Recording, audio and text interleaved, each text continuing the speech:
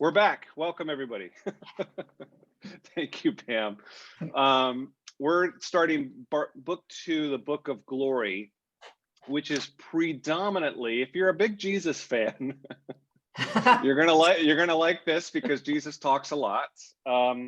It is kind of fair to say it's going to be one long sermon with a few acts or a few things that Jesus will do to kind of illustrate a point.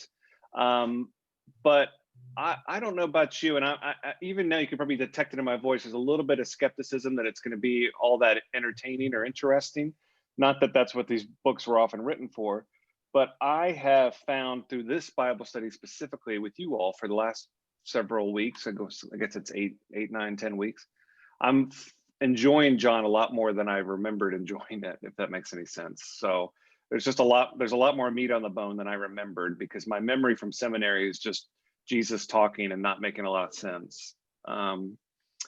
Does anybody else share that sentiment, or does it still feel like Jesus talking and not making a lot of sense? Yes, I think it moves the things we've read a lot or heard a lot into a whole different thing when we're discussing it like this. Sure. Good. I agree. Not that you have to agree. Last time we talked about the scene or sequence in Bethany, which is right on the outskirts of Jerusalem, a day's walk. And in Bethany, he meets the family, the sisters and brothers, Mary, Martha, and Lazarus. Lazarus, who died. 4 days goes by. There's a stench in the air, as they say. Remember the famous shortest line in the whole Bible, Jesus wept, comes from that point. And we kind of had a good discussion about whether that meant Jesus was weeping for grief or weeping because of the experience of people grieving around him, and it's probably a little bit of both. But Jesus performed the ultimate miracle, kind of the big climax or conclusion of his book of signs, in raising Lazarus back to life. But not before he had a good interaction with Mary and Martha. Not quite the same interaction that we're a little bit more familiar with in Luke's gospel, where Mary sits at the foot of Jesus, like in this painting, and Martha is losing her mind in the kitchen, trying to get everything ready to prepare for Jesus, right? And Mary is, per usual, not helping. Then the raising of Lazarus, as you can see here in this painting, one of the most famous miracles Jesus ever performed, and ultimately a foreshadow of what what God will do for Christ, for his own resurrection. I don't know if I talked about this last time. I just don't recall very much, but I thought I would bring it up here, that with the resurrection of Lazarus in John, it really does start to get into this theme of resurrection that is really a big focus of the Eastern Orthodox Church. Not that we're not focused on resurrection, we certainly are, but the Eastern Church, Orthodox, Greek Orthodox, Russian Orthodox, which I've had the privilege of being able to visit many of them and see the artwork. First of all, a lot of those churches are completely covered on the interior by icons and paintings and artwork. Have people, I'm seeing a couple nodding heads. Has anyone been to some Eastern Orthodox churches, maybe even in America? Oh yeah, in my neighborhood we had one. Really? A Greek at one end of the neighborhood was the Catholic church and the other head was the Greek Orthodox. So oh, wonderful. Yeah. I went to a baptism at a Greek Orthodox church, and it was fascinating. Absolutely fascinating. Oh, I bet it was. Very dark, though. Very dark. Not in terms of natural light coming in, but the whole service, I remember thinking, this is dark and scary, I thought, for this little child who was probably, maybe 3, 4. I don't remember the exact age, but yeah. Fascinating. Yeah. I went to a wedding. Okay. Oh, wow. That's neat to experience those sacraments there. And the a lot of, in addition to iconography, usually lots of incense, a lot of candles, things like that. Yeah. They in the apse, not the apse, in the nave of a Eastern church or Eastern Orthodox church, you will find four major icons or murals at each of the four entrances. It's usually kind of in a cross shape, but a true cross shape, not like a T-shaped cross like Western Christian churches, but more of an X shape, if you will. In each of those four entrances or exits, you will see, I should have prepared this. Let's see if I can remember. You'll see the four moments that are most important to Eastern Orthodox Christians, if I'm wording that correctly. The Assumption of Mary, which is Mary's death. So that shows already a predisposition, to the adulation or worship of Mary far more in the Eastern Church than even you would think in Roman Catholic Church. So that her death is not so much a death, but a kind of a falling asleep, a kind of a completion of her earthly work. And they actually call it the Dormition of Mary, which is Latin for sleep, Mary falling asleep. So you have that. You have the baptism of Jesus by John the Baptist. You have the transfiguration, which we are a little ambivalent about making a big deal about that. That's the moment where Jesus takes the disciples up to a mountain and kind of starts glowing radiantly white, and they see Moses and Elijah on either side. And then the fourth one is, of course, resurrection. So you have the resurrection of Christ, and it's usually some variation of this portrait that you see on screen right now, which we have in our church. If any of you were there at the service, one of the last services we had before the pandemic, where the bishop was there, he was talking about it, describing it, and then I kept trying to get his attention because I was like, wait, it's right there, it's right there. So we have that. I don't know the story on that painting. I bet Pam knows better than I do where that came from or who put it there.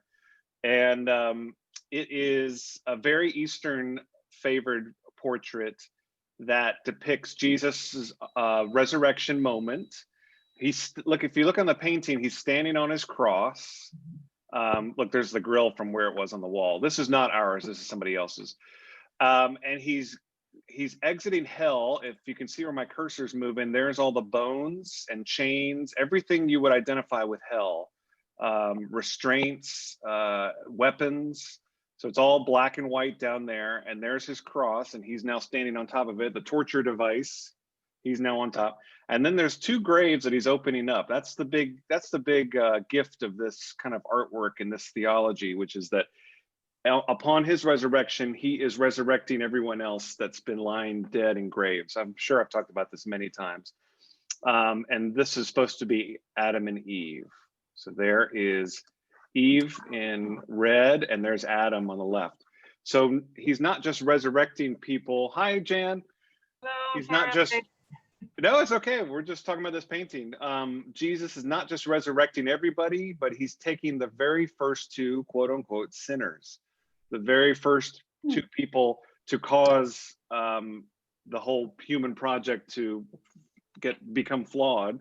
He's starting with them as a sign of, I'm not just resurrecting everyone, I'm redeeming everyone, starting with the two at the top, Adam and Eve. So that's, when you see that, when we're back in the church, which I am having a sense is gonna be sooner rather than later, you can look at that portrait.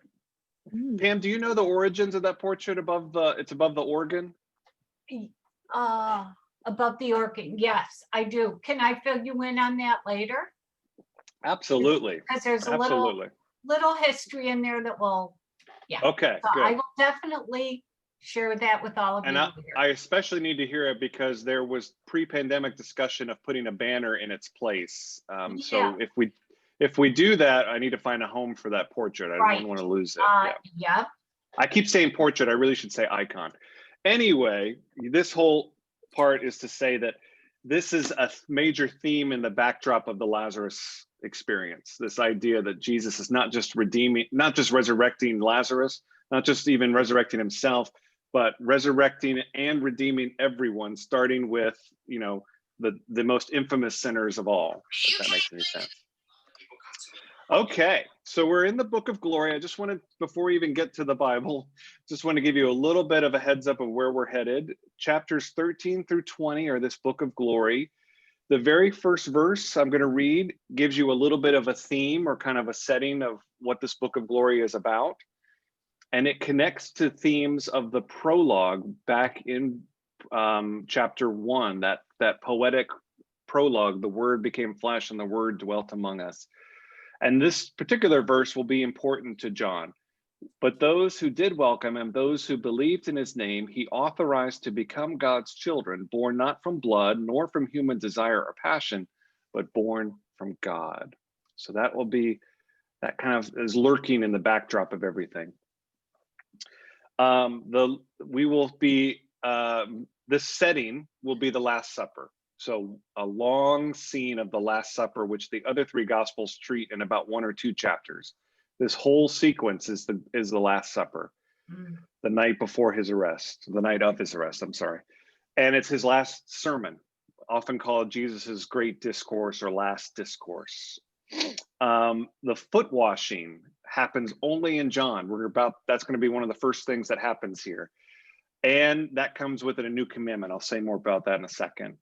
Jesus will use the phrase, the way, the truth, and the life, which is inspired, I think, one of the great pieces of music in all of Christendom, which we'll watch/listen to. And it's the promise of this funny word, paraclete, which really means the Holy Spirit. There is a promise that when Jesus exits the stage, the Holy Spirit will take over. But he uses this word only used in John, the paraclete. So we're going to talk about that in a little bit. And then he spends another chapter giving a final prayer, basically, over the disciples. Okay, let me just pause there. Any questions from previous times or wonderments? I know. No. Welcome, Jack. Okay, here we are, chapter 13, verse 1. And I am reading from the Common English Bible, or CEB for short. Before the festival of Passover, Jesus knew that his time had come to leave this world and go to the Father. Having loved his own who were in the world, he loved them fully. Jesus and his disciples were sharing the evening meal. The devil had already provoked Judas, Simon Iscariot's son, to betray Jesus. Jesus knew the Father had given everything into his hands and that he had come from God and was returning to God. So he got up from the table and took off his robes. Picking up a linen towel, he tied it around his waist. Then he poured water into a wash basin and began to wash the disciples' feet, drying them with the towel he was wearing. When Jesus came to Simon Peter, Peter said to him, "Lord, are you going to wash my feet?" Jesus replied, "You don't understand what I'm doing now, but you will understand later." "No," Peter said, "you will never wash my feet." Jesus replied, "Unless I wash you, you won't have a place with me." Simon Peter said, "Lord, not only my feet, but also my hands and my head." Jesus responded, "Those who have bathed need only to have their feet washed because they are completely clean. You disciples are clean, but not every one of you." He knew who would betray him. That's why he said, "Not every one of you is clean." After he washed the disciples' feet, he put on his robes and returned to his place at the table. He said to them, "Do you know what I've done for you? You call me teacher and Lord, and you speak correctly because I am. If I, your Lord and teacher, have washed your feet, so you too must wash each other's feet. I have given you example, just as I have done, you also must do. I assure you, servants are not greater than their master, nor are those who are sent greater than the ones who sent them. Since you know these things, you will be happy if you do them. I'm not speaking about all of you. I know those whom I've chosen, but this is to fulfill the scripture, the one who eats my bread has turned against me. I'm telling you this now, before it happens, so that when it does happen, you will believe that I am. I assure you that whoever receives someone I send receives me, and whoever receives me receives the one who sent me. Okay, I'm going to pause there. And anyone in verse 19 where he says I am, is am capitalized in your Bible, I hope? No. The word am? Oh, interesting. It No, should be. it's It's not. capitalized in mine because it's an I am statement, you know, like the ones we've been talking about before, where he's equating himself with God. And I am who I am. I'm curious, who of you pre-pandemic has attended a foot washing worship service, or it's really would be Monday, Thursday service? Sarah has, Barb has. I I- have. Yeah. Oh, good. Lots of you. Yeah. Have Mhm. you participated in the ritual? Yes. Yes. Either received or given? Good. What Mhm. are your thoughts? What are your experiences of that? It's Anybody? very intimate. Yes. Intimate. Yeah. I would say humbling. Yes, that would Humbling. have been my word, Pam. Yeah, Humbling. My words, very humbling. humbling. Mhm. Yeah. You know, it was easier for me to wash somebody else's feet than to have someone wash mine. It's like, Hmm. yeah, Isn't that interesting? So you're a little bit identified with Peter in that way. yeah. Simon Peter jumping, saying, "Not, no, not my feet. I'll do yours." You know. Yeah.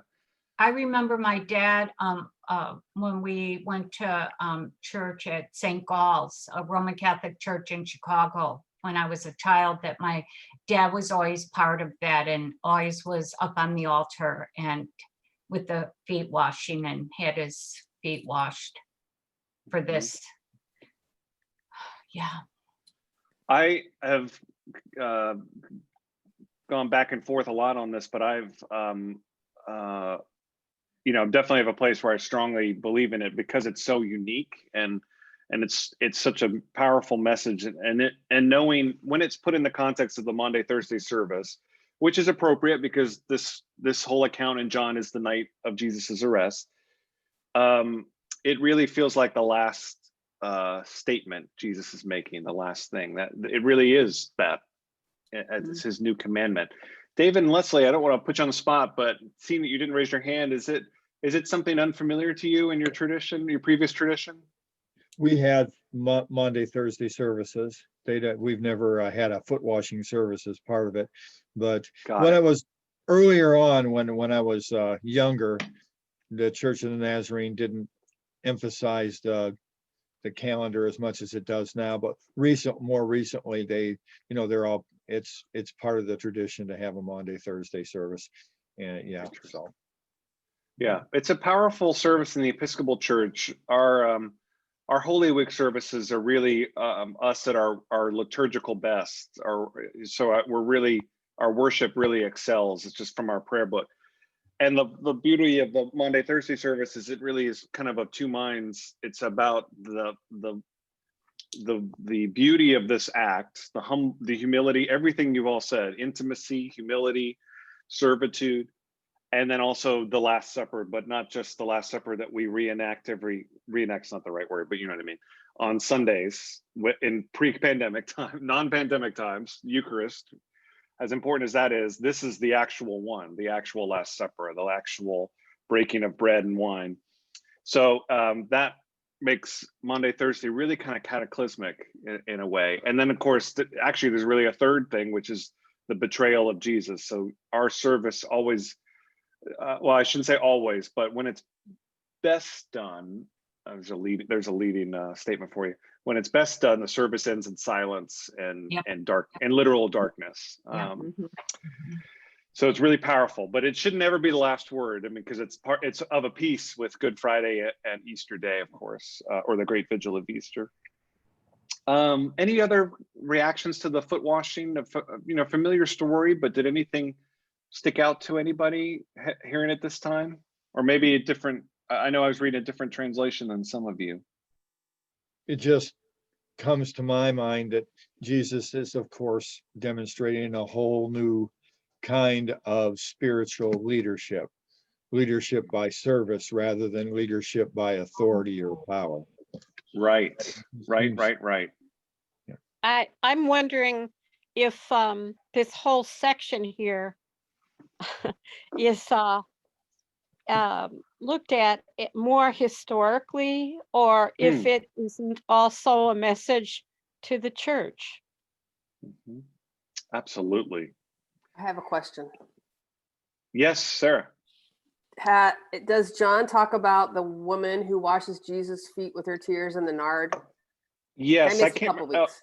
We did that. Yeah, we did that 2 weeks ago, actually. And but I'm Okay. actually really glad you brought it up because that is important. That is a connection. Does everybody remember the woman who washed his feet? Oh, it was probably Mary. Yeah, it was Mary, the sister. It's different women in different gospels. It's never Mary Magdalene, for the record. But it's all, and And her sister's so angry because she's in the kitchen doing the work, and her sister's like, Exactly. "What are you doing, wasting your time?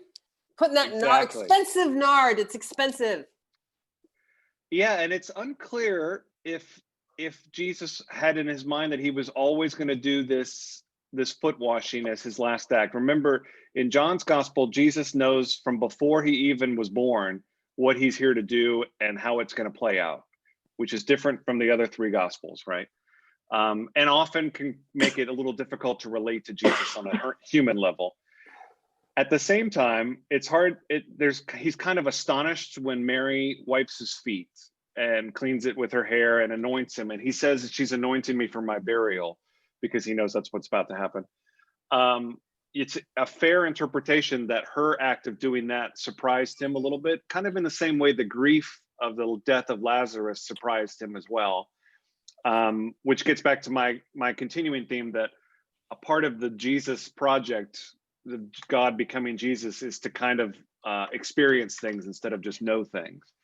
So, that would allow for some surprise. You're going like, oh, I'm it's like being caught up in a movie and going like, oh, I'm going to start crying now, or I'm laughing uncontrollably. It's those kind of raw emotions happening for Jesus. Same way, maybe Jesus was, his feet were washed himself, and then he goes, what a great idea. What a gift Mary has given me. And I'm going to do this now for my disciples. And that's my final word. Then I'm going to drop the mic, It's a great point, Sarah. Greg, Yes. I have a question for you. I know, I thought there was a word that talks about the service of Monday, Thursday, Good Friday. There's a word that like those 3 days are called. Oh, yes. Good, Barb. It's Triduum. Triduum means the 3 days. It's Latin for 3 days. And it starts yeah. with, so it's the Holy Thursday, Yep. Good Friday, and then Easter Vigil, okay. or the Great Vigil of Easter, which starts at sundown on the Saturday. So those are the 3 days.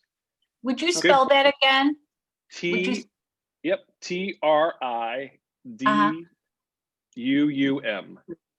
Thank you. Thank you. It looks like it's Triduum, but it's just Triduum. Yeah. Okay. And again, for Episcopalians especially, the Triduum is our climactic moment of the year. It was downright I want to say criminal that we couldn't celebrate it together in person this past year. I think our church made the best of it, and with what we could have, as did many. But I'm really hoping this is all over with by Easter. Some of you may be going like, "Oh my God, I really hope it's over by Easter." But those are services that we really want people in the churches to experience a moment together, because they're so dramatic, intentionally. They're really, you really run the gamut of emotion through them all. Maundy Thursday, just in case you didn't know, that origin comes from mandatum, the mandate of what Jesus is doing here. And I think actually he says it in a few minutes, so I might be premature here. Yeah, it's coming up in a second. So the whole experience of Maundy Thursday, it's not like a fancy word or anything. It's just a shortened version of the Latin word, a new commandment, which he's doing in the act, but he's going to say explicitly in the next few verses. Speaking of the next few verses, let us continue. And Mary, I didn't want to leave behind what you had said, that this is intentionally from John's perspective, the writer John, this is a message for his church, as well as the church today, that this is what a Christian should be like. I didn't want to leave that behind. That was really important. Verse 21, after he said these things, Jesus was deeply disturbed and testified, quote, I assure you, one of you will betray me. His disciples looked at each other, confused about which of them he was talking about. One of the disciples, the one whom Jesus loved, interesting, was at Jesus' side. Simon Peter nodded at him to get him to ask Jesus who he was talking about. Leaning back toward Jesus, this disciple asked, "Lord, who is it?" Jesus answered, "It is the one to whom I will give this piece of bread once I have dipped into the bowl." Right then he dipped the piece of bread and gave it to Judas, Simon Iscariot's son. After Judas took the bread, Satan entered into him. Jesus told him, "What you are about to do, do quickly." No one sitting at the table understood why Jesus said this to him. Some thought that since Judas kept the money bag, Jesus told him, "Go buy what we need for the feast," or that he should give something to the poor. So when Judas took the bread, he left immediately, and it was night. Judas keeps the money bag. What does that mean? Judas is like the treasurer, basically. And earlier on, when Mary was anointing Jesus's feet, she was using all the wealthy perfume. This was back in chapter 12, her own perfume. And Judas was horrified, saying, "God, what a waste of money." Hint, hint. Yeah. Now he's here and he's the purse keeper, and they are mystified as to what Jesus is talking about. And it's probably clear that Judas knows he's caught and therefore he escapes. And the most important line for me as time goes on is, "And it was night." The shadows, the darkness. This is Judas has entered into the darkness. There is a really interesting change here. Speaking of Judas for a second, in that John is kind of a little ambivalent as to Judas's guilt. And so his saying is kind of releasing Judas from a full guilt of a kind of fall, like Adam and Eve, and saying that Satan is doing this to him, almost as if he's possessed, which I think lets Judas off the hook a little bit. But I'm always in favor of Judas being much more human and complicated and just downright corruptible, because that happens with human beings, right? All the way back to the Genesis story. I mean, Judas is a creation of God, so it's hard to remember that sometimes. But here, Satan enters into him. It's very specific what's happening here. Let me point out real quick too. Oh, I'm sorry. Yes, Mary, go ahead. I'm interested that it says, as soon as Judas had received it, Satan entered him. Is that what you mean by that was the moment? Yes, Jesus, exactly. I mean, Judas didn't plan to do something like this, right? Is that implied? According to John, that's right. According to John, that's right. There's no story here about Judas meeting with officials and being the betrayer prior to this occasion. That happens in the other Gospels, which again is a little bit more realistic, that Judas is kind of corrupted. Here, Okay. it's as if Satan just picks Judas to be the vessel to do this work. And really quickly in there, and there's going to be more of it, I really think of this as kind of a interesting dichotomy of these two disciples. The beloved disciple, who is John, which is probably why the gospel is named what it is. More this than a person named John who wrote it. It's possible that this disciple, beloved disciple John, is kind of like the grandfatherly figure of this community where this gospel sprung out of. That's probably the most likely story. But clearly the author has a liking to this John, to call him the beloved disciple, and to have him almost within the same breath be compared to Judas.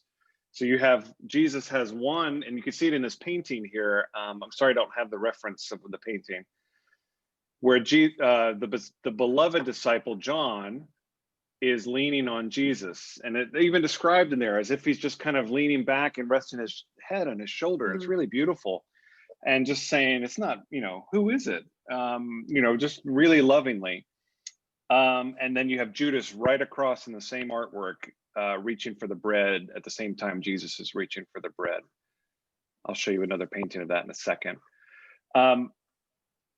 Did that stick out to anybody else, or does it stick out now? What do you think? And what do you think about the disciple whom Jesus loved? I think that picture really makes it clear. Yeah, it is. I will, if you're willing to indulge me, I will say that this is a character that the LGBT community responds to, primarily for its ambiguity. It's not saying Jesus and this disciple were in a relationship or lovers or anything. However, the church historically has understood that John, the beloved disciple, so the portrayal, this character John is with the disciples in all four gospels. This is a real person, but the portrayal of this disciple in this gospel of John alludes to some kind of deeper relationship that's different than the other disciples. And therefore, the church historically, not really knowing what to do with that, the intimacy between two men, decided to feminize this character in portraiture. Here is the disciple in the Da Vinci painting, The Last Supper. And people have often been confused, particularly by the way he's dressed, that this is the Virgin Mary somehow at the Last Supper, but it's not.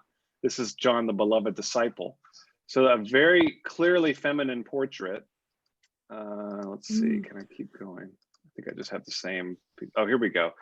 There's that wasn't the Last Supper. I think this one is, or this is a version of it. Same thing. Of all the people in this painting, this is the feminine looking one, right? And that's John, the beloved disciple. So you can see how, again, nowhere explicitly does it say that they're in some kind of relationship. Nowhere explicitly does it say there's even it's just sexual or anything like that. But the description, the leaning on that he's a beloved disciple, and he's going to come back at the crucifixion as well, just alludes to the fact that there is a long history here of reading this or interpreting this as a possibility. After all, Jesus never married a woman, never had children that we know of. Read the Da Vinci Code if you're interested in other ideas. This just kind of tantalizing possibility, especially for the LGBT community, especially because of Jesus's silence about homosexuality. And in that case, because the Bible is quick to point out what it doesn't like in all other instances, the silence is often interpreted as complicity. You know, that maybe Jesus was on the spectrum of homosexual. Maybe, who knows? We don't know. And Or maybe maybe he just even didn't me think it saying was- that is scaring you right now, and I don't mean to do that. So there you go. Yes, Barb. Greg, is this the John that's at the crucifixion that Jesus asks to take care of Mary? Is this the Exactly. That's the Okay. same John. Yep. Okay. Thank you. Again, an LGBT reading of that later will be, it's like, you know, the mother with two sons who are in relationship with each other, and you know, it's John it's as if he's a member of the family. He's that close to Jesus. So John- you see, this is something I would tell to somebody who's struggling with their sexuality and their faith, is to say, read this passage because you might find some comfort in this. What were you going to say, Anne? Oh, could he have been maybe the youngest disciple? Sure, absolutely. I mean, maybe he, Kind of not prepubescent, but just a little more undeveloped compared to maybe the he others. was younger, and maybe it could also have been like a father-son relationship also, someone who Sure. mentored. Yeah, and those are great and valid interpretations as well, because the text is a little unclear about it. It's really interesting. I have always been interested in the different pictures of the Last Supper. So I have a Yeah. book, and on each page, and there's about 60 different pictures of how this was portrayed, and it's very interesting on Yes. the difference between them. Yeah, maybe second to the crucifixion is probably one of the most depicted scenes in all of, you know, I could have just closed my eyes and picked anything on Google Images. But this version is what you most see. The famous, you know, meme is boys smile for the camera because they're all sitting on the same side. Probably not likely, but yeah, I mean, it's just it's so iconic, you know, all 12 plus Jesus gathered together. Paintings like Da Vinci's here, and like I said, this is kind of a doctored version of Da Vinci's painting. Paintings like here strive to, when you get everybody together in the scene, you want to kind of illustrate all their personalities all at once. And particularly in Roman Catholicism, the personalities of these saints mean a big deal. And some of you probably know who these are better than I do. Judas here is clutching the purse bag, so that's clearly Judas, right? Mhm. And look how Simon- his coloring is darker. Yeah, and his face is darker features. He's looking away, you know. That is a little problematic because everyone else is a lot more whiter, but that's because Da Vinci's in the Middle Ages, and by that point, there's already white supremacy happening. So there you have it.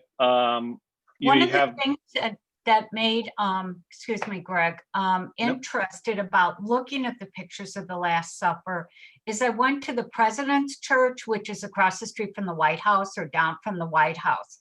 And they have a huge stained glass window above the altar.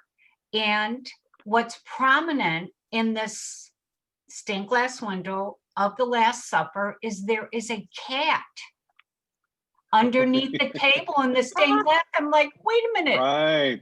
What does a cat have to do with this? I never saw that before. So that's what made me go on to think, okay, so why are there so many different versions of the Last Supper out there?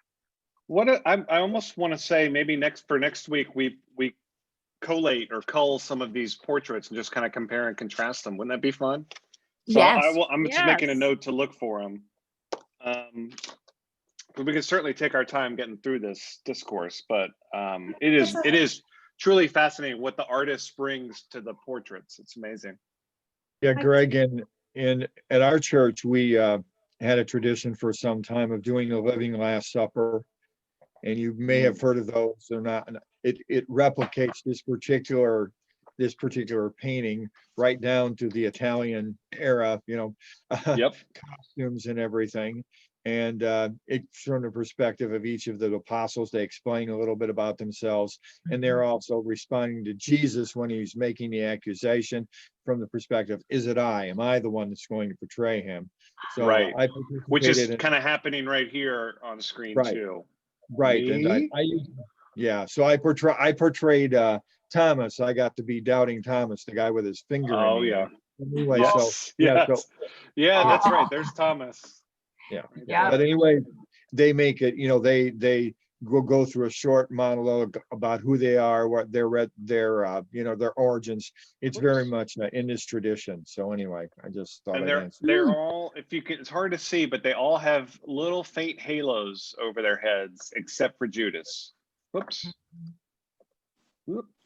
You know And- why but your this is cat cool. came in, Greg? Your cat's Why? here because I was talking about the cat under the table on the altar with the Last Supper. That's exactly right. That's exactly right. So here's a more accurate, this is actually Da Vinci's, it's not a mural, what's the word? Where you paint Fresco? stone. Fresco, thank you, Anne. Yep. Anne, you were about to say something a moment ago. Well, Do you remember? I just don't, I'm just thinking in my head that, you know, how much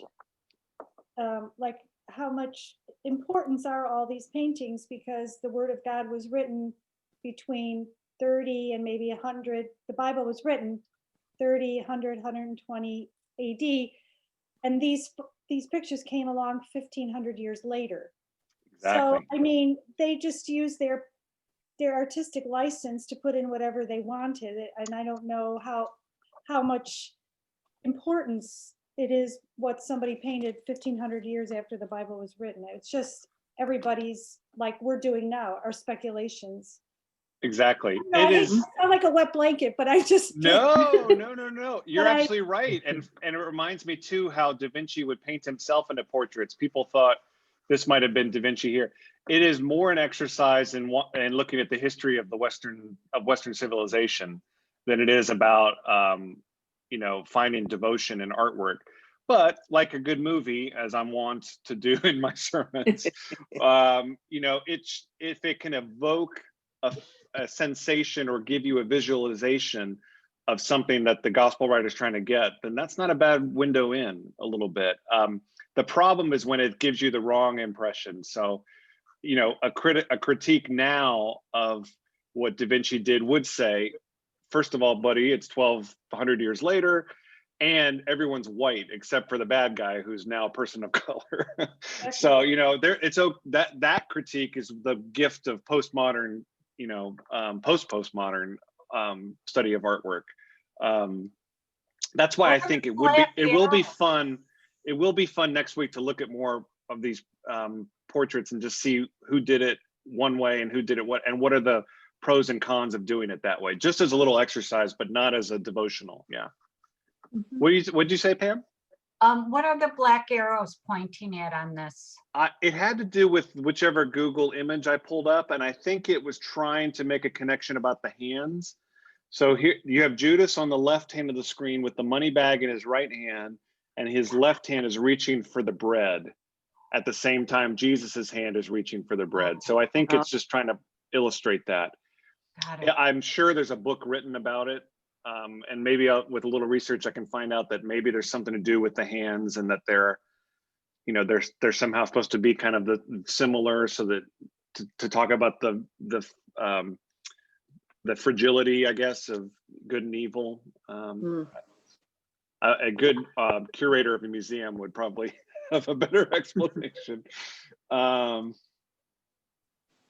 I was just thinking of something. What is it? Oh, I was in Magdala it wasn't last summer, it was a year ago, in the Holy Land, which is one of the newer excavations in all of the Holy Land. That's the town Mary was from, Mary Magdala, or Mary the Magdalene. And it's constantly being excavated. It's only in the last couple of years. And they have a church there, of course. Christians can't miss an opportunity to build a church on something holy. So a very new church, which is a really beautiful church too. And they have portraits about 6 feet tall of each of the 12 disciples, kind of 6 on each side. And they're gorgeous. And I took pictures, of course. And let me make a note, I'll show it next week. Pics of, I think I took one of all 12. Pics of 12 disciples, Magdala. If I don't write this down, I will totally forget. And what I love, you know, I love seeing, in the same way that Da Vinci or this artist here tries to illustrate their personalities or the things that made them memorable in scripture. Those portraits, those vertical portraits, did the same thing. So, for example, St. Andrew, whose feast day was on Monday, it's always November 30th, that saint was crucified on an X-shaped cross. So that icon, for whatever reason, you know, it's not the most important thing in the world, but that's just so visually stunning that every time Andrew was portrayed in artwork in the last 2,000 years, he is on an X cross, or there's some kind of hint of an X in the artwork. So that happens there, or usually it's like an X above his head or something like that. When you get to Judas, it's one sec, Barb. When you get to Judas Iscariot, he's the only one on there without a halo, and his name is in Latin, but it is darkened out. Everyone else's is kind of glowing in a kind of natural gold, and Judas's is not. So it's like acknowledging that he was one of the 12, but also acknowledging that he, you know, betrayed that, not only betrayed Christ, but betrayed that responsibility. Yes, Barb, go ahead. Is the order that they're sitting at the table always the same? No, I don't think so. That's a good question. I don't know. Does anyone know? Yeah, I don't know. Okay. Good question. So back to the Bible. Sorry for that digression. No. Interesting. Judas is the kind of embodiment of Satan here. And then we have the beloved disciple, who's both his personage, his sexuality, whether or not he's kind of in a father-son relationship with Jesus, whatever it is, he's Jesus's favorite in this, and he's the author's favorite too. So it's possible he's just the author's proxy as well. So the kind of replacement for the author. I'll just keep, for the interest of time, I'll just keep reading if you don't mind. So now we get to verse 31. When Judas was gone, Jesus said, "Now the human one, or the Son of Man, has been glorified, and God has been glorified in him. If God has been glorified in him, God will also glorify the human one in himself, and will glorify him immediately." Let me just stop this share. There we go. "Little children, I am with you for a little while longer. You will look for me, but just as I told the Jewish leaders, I also tell you now, where I'm going, you cannot come. I give you a new commandment." There's the mandatum. "Love each other. Just as I have loved you, so you also must love each other. This is how everyone will know that you are my disciples, when you love each other." He could have just said, "Just as I washed all your feet, go and do likewise to each other." That's basically what he's also saying. Simon Peter said to Jesus, "Lord, where are you going?" And Jesus answered, "Where I'm going, you cannot follow me now, but you will follow later." Peter asked, "Lord, why can't I follow you now? I'll give up my life for you." Jesus replied, "Will you give up your life for me? I assure you that you will deny me 3 times before the rooster crows." And we know how that's going to end up. Except this is the gospel where, not spoiler alert, this is the gospel where Peter gets a second try at those 3 after Jesus is resurrected, where Jesus asks him, "Do you love me?" And he asks him 3 times, and he says yes each time. That's the postlogue. That's the epilogue, I mean. Any thoughts on that, or I have a question. question? Yes, Sarah, go ahead. This is an embarrassing question that I've had probably since I was 10 or 2, forever. And I've been too Okay. embarrassed to ask, but I'm going to ask you. Like, so Jesus is resurrected. Like, when does he die again?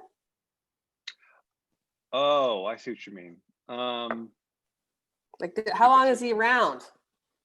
How long is he around? The second time. Yeah, the understanding is that he's around for eternity. There is no death. There is no second death. Is there something in the passage here that confused you, or was it just something? No, but we're talking about just you cannot follow me. So that means to me that he's in heaven. Oh, I see what you're saying. Yeah. No, what he's saying is you can't. This is a good point. It doesn't quite answer your question. To quickly answer your question, I would say Jesus dies one time in order to be resurrected, and that his second coming later, if I understand you right, is an eternal thing. There's no second death. That's impossible for But when Jesus. does he stop like walking around with everybody? That's his ascension. That's Okay. when he willingly goes back up to heaven. Okay. When he's ascended. Yeah, good. It's good to clarify. And do not be embarrassed for asking those questions, because I guarantee you at least half of this room had the same question. Okay, then So my there you go. question is, how long between the ascension and crucifixion and ascension? 50 days. 50 days. It should be 40. Yes. Okay. Actually, it is 40. That makes It's 50 better days to Pentecost. Okay. Yep, you're right. It's 40 days to ascension, and then another 10 days to Pentecost. Pentecost is 50 days. Excuse me. You're right. It should be 40 because it was. Okay, sorry. All right, now you can go back. But what you also bring up is in verse 36, "Where I'm going, you cannot follow me now." I interpret that, and I should probably check my notes. I interpret Jesus as saying, you can't go to the cross with me. You cannot go. I can do what I'm about to do, which is take on the sins of the world and be crucified and be bodily resurrected that way. However, when I am resurrected, remember the painting lifting up Adam and Eve, I will break the bonds of death and hell.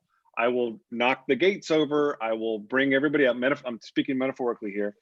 And you will never have to worry about death as the final last word, is what Jesus is saying. You will follow me into heaven upon your own death at some point. But it's not physically in the same manner that Jesus is going. Only Jesus does a bodily resurrection, which is he dies, he is actually dead, he descends to the dead to resurrect everyone else and to basically destroy death. When God resurrects Jesus, it's like the floodgates are proverbially open and everyone who dies goes to heaven. But nobody goes through the process that Jesus goes through, if that makes sense. That's why he's saying you cannot follow me. Okay. but by Jesus going through that process, I mean, this is macro theology. This is heady stuff. Jesus going through that process makes it possible that when we die, all of us, we die and our spirit goes to heaven. Just as you would explain to a child, not that a child would get that. I David, really yes. I just like this depiction of the atonement, that Christus Yes. Victor, that Christ gives us victory over death. Whereas I come out of a tradition where there's a lot of belief in something called substitutionary atonement, that Jesus' Yes. death and resurrection was basically to take the wrath of God on himself rather than us having to pay that price. And I really That's like exactly this right. Christus Victor. Yeah. Yes, and David, I wouldn't say we, some of us have done either my class a couple of years ago, the Praxis class, or the Inquirers class. I think, Anne, maybe you were in the Inquirers class, maybe Mary, but that we talk about that too, that there's multiple interpretations of what's happening on the cross, which can best be summarized as atonement, which is an English word, at one meant. So the act of being at one, bringing whole. We talk about atoning today, we're talking about making amends, making things right again. The act of Jesus on the cross, this atonement, means many things to different traditions. And being good Episcopalians, we kind of sample from all of them, but we by and large think of it as an example. I don't want to speak for everybody, but by and large, we tend to think of it as Jesus setting a example, both destroying death and then also setting an example for what sacrifice really means. And that's a specific strand of theology that comes from a man named Peter Abelard in the middle times.